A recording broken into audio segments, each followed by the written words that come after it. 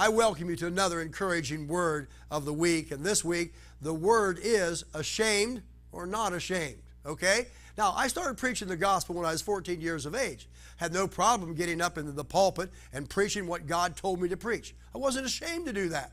However, it was harder for me to share the gospel out in the world with the kids that I played with, okay, in those days. Or in my home.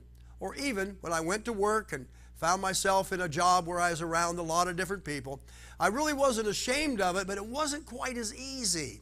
So my challenge is to you to remember that you may be the only Bible, you may be the only message that they hear is in your life. So don't be ashamed to let people know that you're a Christian. Don't be ashamed of the preaching of the gospel. Here's what Paul writes to the Romans.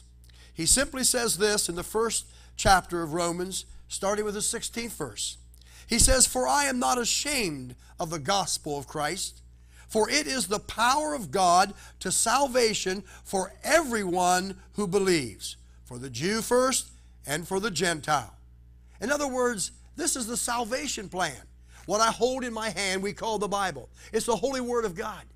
You and I need to present this Word to others that we live around, that we come into contact with daily. Yes, that we even have the opportunity to preach to. Don't be ashamed of the gospel. It is the power of God. And that power is needed in this world like never before.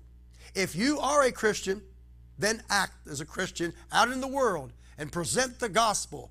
Do not be ashamed of the preaching of the gospel of Jesus the Christ.